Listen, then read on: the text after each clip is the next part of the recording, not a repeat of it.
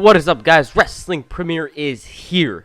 Now, as you most likely know, I already did the first half of this decade. Now, in this video, I just mentioned things that happened during the years. I don't really go in depth about the subject. So yeah, anyways, let's dive into 2015. In January, Raw was pretty boring during this time. SmackDown had just moved to Thursdays. Daniel Bryan returned and he declared his intentions for the Royal Rumble. We all know how that turned out. Brock Lesnar was a part-time champion. Roman Reigns was being booed. The Royal Rumble itself was pretty funny. Bryan, Ziggler, and Ambrose were eliminated earlier on by Big Show and Kane. Bryan was eliminated by Wyatt though, so yeah. The fans in the crowd were booing the hell out of Roman Reigns, who would go on to win the Rumble. Oh, and The Rock returned and saved Reigns from an attack. Now, to many, this was one of the worst things of 2015. I wasn't mad because I expected this. Like, I knew they were gonna have Reigns win the Rumble, so I didn't care. Now, there was a positive from that Rumble, though. The Triple Threat Classic between the champ Brock Lesnar, Seth Rollins, and John Cena. That match was probably the match of the year for WWE in 2015. It wasn't my favorite Rollins match of that year, but it was tremendous. It was astonishing, it was glorious, and to some, it was a 5-star match. That is all for January. No, let's pick up the pace a little. February saw Daniel Bryan face Roman Reigns for the right to main event WrestleMania. The match was great, but it was clear that Roman was gonna win this one. Like, WWE was going all in on Reigns. They gave Bryan his moment the previous year, and that's it. I mean, I would have loved to see Bryan participate in the main event, but they weren't gonna do that. John Cena was in a feud with Rusev for the US title, and this was the start of Cena's departure from the main event scene. Rusev beat Cena at Fastlane by making him submit. Cena didn't tap out, but he passed out after Rusev low-blowed him and locked him in the Accolade. March was WrestleMania season. Daniel Bryan won the IC title, and I believe at the time they wanted Bryan to elevate the title, but I also think they wanted him away from the main event scene because, you know, Roman. Sting and Triple H faced off at WrestleMania. I do think Sting should have won this match. He came in trying to stop the Authority, and what better way than to end the Authority other than WrestleMania?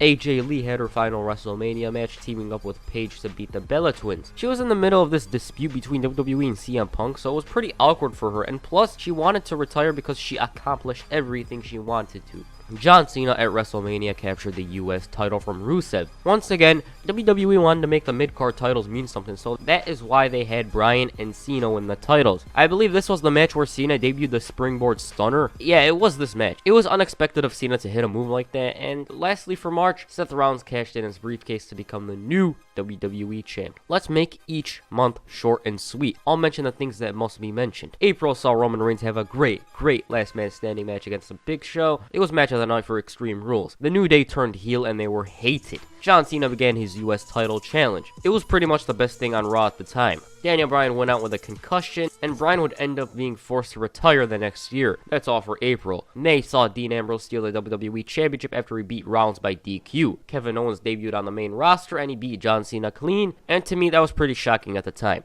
It helped Owens massively on the main roster, and he could have rode the momentum of that match for a year. May was pretty dry other than those two things. June, however, was much better. Money in the Bank was won by Sheamus, and everyone disliked Sheamus because they just didn't like him. Rollins and Ambrose ended their feud with a ladder match. Rollins retained the title, and John Cena beat Owens in a US title match. Obviously, everyone knew Cena would get the win or wins, because this was when Cena would lose to someone once, and he'd beat him twice to end the feud. This time, though, Owens beat Cena clean, so that's one thing he has over everyone else. Like, I don't think anyone else beat John Cena clean like Kevin Owens did. July saw Cena make Owens tap out to end the feud. Rollins would be saved by the bell literally, as he was going to lose his title to Lesnar. The Undertaker returned and saved Rollins' title reign. The US title challenge was continuing to be the best thing on Raw, and you felt like someday someone was going to beat Cena clean. July was also the beginning of Rollins' feud with John Cena. I enjoyed the matches those two had, but the only problem I had was with the booking. The Divas division was injected with new life after Sasha Banks, Becky Lynch, and Charlotte were called up, and we all know how that turned out. August had SummerSlam. We all know that The Undertaker low-blowed Lesnar during their match, and Seth Rollins' performance at the event. Other than that, I remember Rusev had this forgettable feud with Dolph Ziggler. The feud also involved Lana and Summer Rae. It was unmemorable.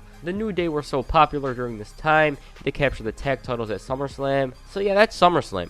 The night after SummerSlam, however, was so crazy. The Dudleys returned, Braun Strowman debuted, Sting returned. Man, I kind of regret missing this episode of Raw. It was insane. September was a bit off. Charlotte finally won the title, and little did we know that she'd win it 9 more times. Although maybe it was easy to predict that because, you know, her father. Sting was forced to retire due to the injury he suffered in that Seth Rollins match. Cena reclaimed the United States Championship. The New Day continued to be one of WWE's best acts. Kevin Owens won his first main roster championship, the IC title. So yeah, October was different. John Cena lost the United States Championship to Alberto with Del Rio. He lost it in 8 minutes to Del Rio. First of all, who knew Del Rio would answer the challenge? Second, Cena lost clean in 8 minutes. Damn, late 2015 was weird. Let me sum it all up for you. Seth Rollins suffered a knee injury and he was forced to relinquish the title. Roman Reigns won his first WWE Championship. Sheamus cashed in his briefcase on Reigns. Sheamus fought in the League of Nations. Raw was boring except for some guys. Reigns kicked Triple H's ass at TLC, sending him to the hospital. Mr. McMahon returned the next night and Reigns won the title. He was cheered during all this because Sheamus had one of the worst runs for a WWE champion this decade. Reigns was booed a few weeks later, and that's late 2015 in a nutshell. Many top guys were injured, and that is why WrestleMania 32 was so bad. Now, 2016 was much brighter in my opinion. I really enjoyed that year. Right now, let's talk about 2016. 2016. The year which saw the brand split return. January started off with Triple H winning the Royal Rumble and the WWE Championship, which was quite bizarre. I really wanted Ambrose to win this one. Why? Because I wanted Roman versus Dean at WrestleMania. It's simple. I mean, the main event ended up being so boring. Triple H versus Reigns. I already knew Reigns was winning, but I wasn't really entertained by the match itself. Anyways, Triple H to me was stat padding his resume at this point. But whatever. The best thing to happen in January is AJ Styles' debut. It was so crazy to see Styles at WWE. At one point, I thought Styles would never go to WWE, so it was one of my favorite moments this decade. February had nothing noteworthy. March saw the feud between Triple H and Reigns continue. Y2J turned heel and began his awesome run, which is my second favorite run he had. Ambrose and Lesnar were set to face off. Sasha Banks, Charlotte, and Becky were feuding with one another. So yeah, April had WrestleMania.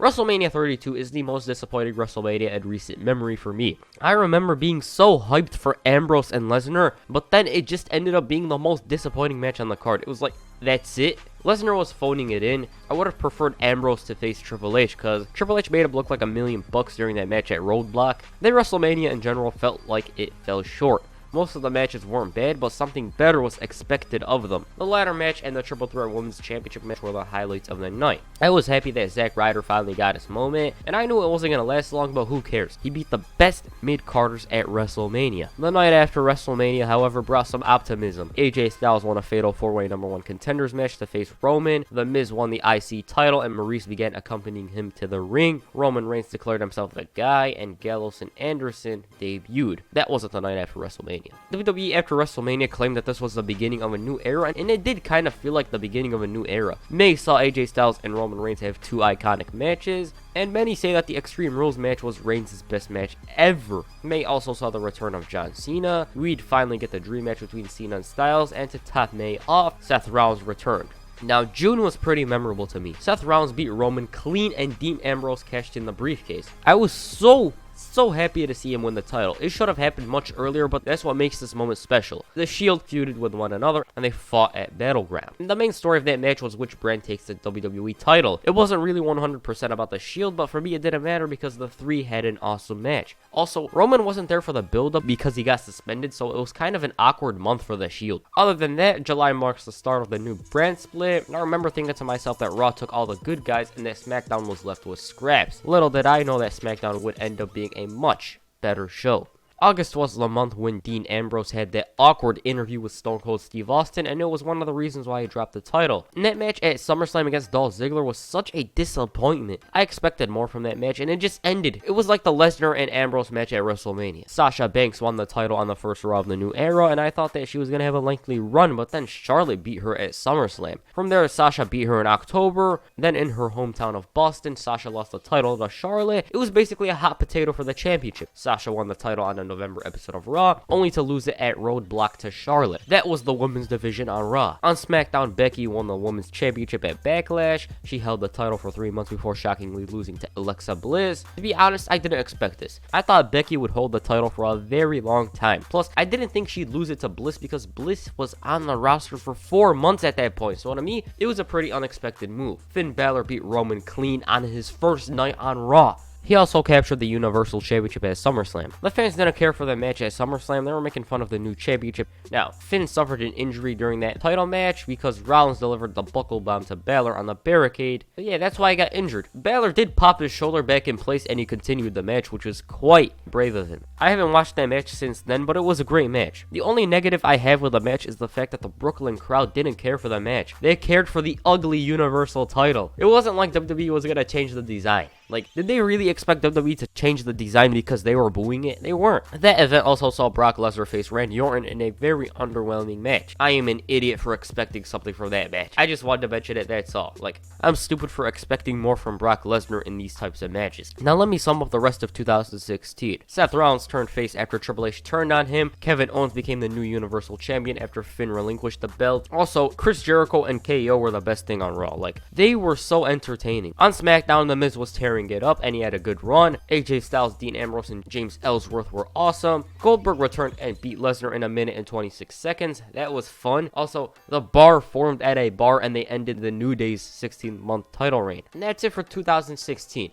2017, a year which I thought was going to be way better than 2016. It started off hot. Goldberg, The Undertaker, and Lesnar declared their intentions for the Rumble. John Cena got his title match against AJ Styles. It was a fun month. Royal Rumble 2017 is one of my favorites. You had this epic title match between Reigns and Owens. Also, Chris Jericho was locked in a shark cage. John Cena and AJ Styles was my favorite match of 2017. It was so memorable. And plus, Cena tied Flair's record, so regardless of the match quality, this was going to be remembered. The Royal Rumble match to some was terrible, and I can't really hate the Rumble. Who remembers when number 30 came out? Some people were livid at the fact that Reigns came out. I just laughed when he came out.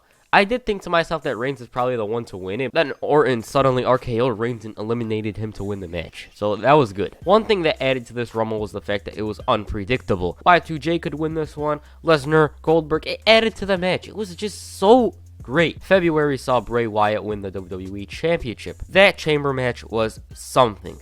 I haven't went back and watched it, but it'd be in my top 5. Feuds were made in this match. Dean and Corbin, Cena and Miz, and after the match, Wyatt and Orton. It was amazing. As for the other side on Raw, Seth Rollins tried to find Triple H, Samoa Joe was called up, Bayley won the Women's Championship, and the most memorable thing to happen in February, the Festival of Friendship. Chris Jericho did all of that for his friend, but then his friend attacked him and sent him to the hospital. Now, the build up to WrestleMania was pretty good. I liked those promos Cena and Miz cut on one another. I wanted to see Rollins exercise his demons by beating Triple H. One thing that I didn't really like about the build up to WrestleMania was the fact that Y2J and Kevin Owens didn't have a Universal title match. Lesnar and Goldberg didn't need the title. I just wanted to see Y2J win the title, but ultimately that didn't happen. As for WrestleMania in itself, it was fun. Chris Jericho and Kevin Owens was underwhelming for me. AJ Styles and Shane had an entertaining bout. Cena and Miz were paired with their girls, and the only memorable thing from that match was the fact that Cena proposed to Nikki. Bayley beat Sasha, Charlotte, and Nia to retain the Women's Championship. Roman ended The Undertaker's career, or so we thought. That match was boring. The only reason it main evented is because everyone assumed this was Undertaker's final match. Randy Orton and Wyatt's match was so bad. It was just bad. Dean Ambrose was snubbed from the main WrestleMania card, which is kind of messed up. I think they wanted that Women's Championship match, the SmackDown one, to be on the card. Something like that. I don't even remember. Now, I'd prefer a triple threat match with Ambrose, Miz, and Cena, because those three were intertwined with one another during this era of SmackDown. So I think that could have been a better match in my opinion. Seth Rollins beat Triple H in a no DQ match, which was quite good the last time I seen it. Note, I haven't seen any of these WrestleMania matches again. These were my opinions from that time, April 2nd, 2017. Lesnar and Goldberg out of the gate had a memorable match. It was 5 minutes of packed action. Lesnar ended up winning the Universal title to begin his reign of terror, and the best moment of WrestleMania. The Hardys returned. That is probably in my top 3 moments of this decade. Like, who expected this? After WrestleMania, SmackDown got raided, and it was one of the only years Raw was better than SmackDown in my opinion. Jinder Mahal ended up winning the WWE Championship, which is crazy as hell. Think about that. Jinder Mahal became the new champion. That is honestly so bizarre. Randy Orton, the second face of WWE, lost the title to Jinder Mahal. What this proves to me is that WWE could make a star if they really wanted to. Raw, on the other hand, was under the reign of terror, and the main event guys fought mostly for the IC title. The Miz made 2017 his year. He was golden. The way he carried himself is just glorious. He cut this promo on Cena and Reigns the night after SummerSlam, and it was a 5-star promo. He called out Cena and Reigns, and to me, this proved that The Miz deserves a title reign. The way he held the IC title was great, but imagine how he'd carry himself if he won the WWE Championship. Now, Raw was mostly good for the main event scene, but other than that, I barely remember anything. I do think Sasha won and lost the title again, and as for SmackDown on the other hand, it had this never-ending feud between Jinder and Randy. It ended in a Punjabi prison match which saw the great Khali interfere. I thought it was random and funny that Khali returned for this match. SmackDown wasn't special, and the only meaningful feud on the brand was the Owens and Shane McMahon feud. Going back to Raw, I thought that the Fatal 4-Way Universal title match at SummerSlam was special. Jason Jordan was revealed as Kurt Angle's son, and you gotta wonder if he was going to be the one who retired Angle at WrestleMania. I liked the fact that Seth apologized to Dean and they reconciled. Also, who didn't love when the Shield reunited? The Shield reunited to face The Miz and The Bar at TLC. Reigns couldn't compete due to being sick or something, so WWE had Kurt Angle compete in a WWE ring for the first time in 11 years. Also, during that same event, Bray Wyatt couldn't compete, so they brought in AJ Styles, who was on tour with SmackDown in South America or something like that. Styles boarded a plane and he faced Finn Balor. Since Styles came all the way to Minneapolis, he was seen by management as someone who was reliable, and I believe this was the reason why he beat Jinder for the title. As for that Shield match, I loved it. It was a cluster of epic proportions, but I just liked it. Braun Strowman was thrown into a garbage truck, Kurt Angle was taken out. It was wild. And 2017 ended with Lesnar continuing the reign of terror. Oh yeah, Dolph Ziggler relinquished the US title and disappeared. That was bizarre in itself. 2018. Honestly, this year was kind of boring in my opinion. It kicked off with Lesnar defending the Universal title against Braun and Kane. Shinsuke Nakamura won the Royal Rumble. I loved that Royal Rumble. Adam Cole entered the Rumble. The top guys of the 2000s faced the guys of now in a standoff. That was really awesome. Once again, people were scared that Roman Reigns was gonna win this one. Like, later that night, Asuka won the first Women's Royal Rumble match, but her win was overshadowed by the debut of Ronda Rousey. This was around the time where Daniel Bryan was still retired. Some people thought he'd return at WrestleMania, but I took it with a grain of salt. Roman Reigns won the Elimination Chamber, which meant that he'll face Lesnar in a WrestleMania rematch. Personally, I think Braun should have faced Lesnar at WrestleMania. Strowman could have redeemed himself by beating Lesnar, and the reign of terror would have ended. Like, why didn't Strowman face Lesnar at WrestleMania? While we had Lesnar and Reigns Part 2, John Cena was trying to find his way on the WrestleMania card. First, he participated in the 6-pack challenge at Fastlane, which was an enjoyable match. He didn't win that one. Cena also participated in the Chamber match. He didn't win that one too. So John Cena decided to call out The Undertaker. For weeks, Cena called out Taker, but to no avail. It wasn't until the night of WrestleMania where Cena got his answer. I'll get to that, just hold on for a minute. Seth Rollins gained momentum starting with that gauntlet match. From there, Rollins was off and running, and there was no one stopping him. He was the man in 2018 for me. He was so awesome. Now, WrestleMania 34 was flat out weird. It started off great with a triple threat IC title match. Then after that, Asuka's streak ended, which was a great match in itself. But then it just spiraled into a random event. Ronda and Kurt beat Triple H and Stephanie, which was match of the night to me. Ronda looked comfortable in the ring, and plus this was one of the only times when Stephanie got her comeuppance. Cena was utterly destroyed in 3 minutes by The Undertaker. Daniel Bryan finally returned to the ring. That was my favorite moment of WrestleMania because before Bryan retired, he was my favorite wrestler, so it was a spectacular moment seeing Bryan back in the ring. AJ Styles faced Nakamura in the disappointment of the night. The match wasn't bad in itself, but I expected a WrestleMania classic. It lasted a bit too long, and the most memorable thing from the match ended up being the low blow by Nakamura. Braun Strowman teamed up with a kid to beat The Bar for the tag titles. Now, initially I thought Kurt Hawkins was going to be dragged to the ring by Strowman, and Nicholas ended up winning the title. Now, I didn't take this match seriously because it was just WrestleMania. This wouldn't have been remembered if it was just Strowman and someone else, but since it was young Nicholas, it's memorable. As for the main event, well, that was overshadowed by beach ball, CM Punk chants, boring chants. Basically, the crowd was more interested in passing a beach ball rather than watch Brock and Roman, which is funny to me. Like, you'd rather pass a beach ball at WrestleMania than watch Roman and Brock. That's funny.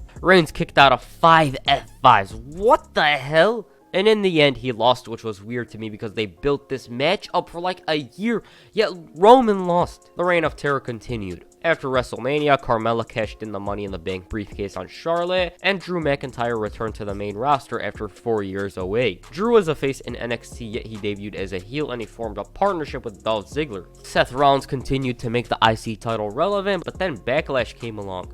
The pay-per-view started off well, but then it spiraled into one of the worst pay-per-views of this decade. It was horrendous. It's pure garbage. I will say though that the opener was one of the best matches of 2018. From there, 2018 was boring for the most part. Braun Strowman won the Money in the Bank briefcase, and he proclaimed himself Monster in the Bank. Alexa Bliss also won the briefcase, and she cashed in the same night on Nia Jax. Dean Ambrose returned, and it was a bit underwhelming. I was hyped for his return, but then it just went nowhere. The Shield reunited for 2 months. Unfortunately though, Roman Reigns was diagnosed with leukemia and he relinquished the Universal Championship. Dean turned heel later that night by attacking Seth Rollins, and to be honest, who expected this heel turn? They had just won the titles. I mean, we all knew Dean was gonna turn heel eventually, but not on that night. After that, well, let's not talk about the feud between Rollins and Ambrose. It's best not to talk about it. Moving on from the Shield, let me mention Becky Lynch. The last kicker turned heel at SummerSlam by attacking Charlotte. Becky's reasons for turning on her friend were because her friend was handed opportunity after opportunity. She was right. At Hell in a Cell, Becky beat Charlotte for the Women's Championship and thus beginning her run. This run led to Becky becoming one of the most popular superstars on the WWE roster. 2018 also brought the new Daniel Bryan. Bryan was losing matches to the likes of AJ Styles and The Miz, but then on the November 13th episode of SmackDown, Daniel Bryan faced AJ Styles in a WWE Championship match. Bryan low-blowed Styles and delivered the knee to capture his 4th WWE Championship. Bryan after that killed the Yes Movement and he began berating the audience, calling them fickle. He hated on their lifestyle choices. Also,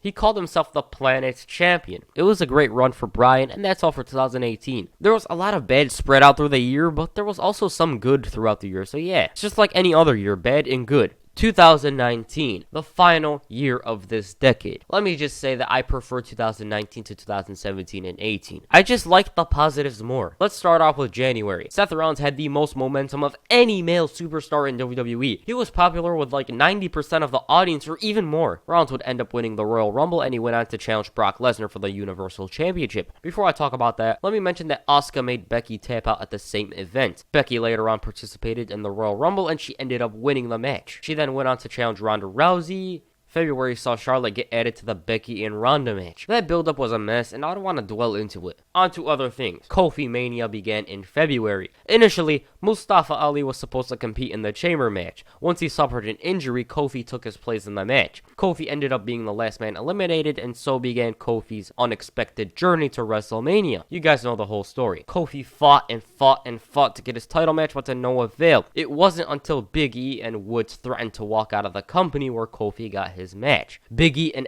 Xavier Woods survived a gauntlet match to give Kofi the right to challenge the new Daniel Bryan at WrestleMania. Now, let me talk about WrestleMania in itself. Some people didn't like this show, but I disagree because every one of the babyfaces won. Everyone wanted those guys to win, and they won. Becky, Seth, and Kofi all won the title, so why would this event suck? I mean, it was long. It was so damn long.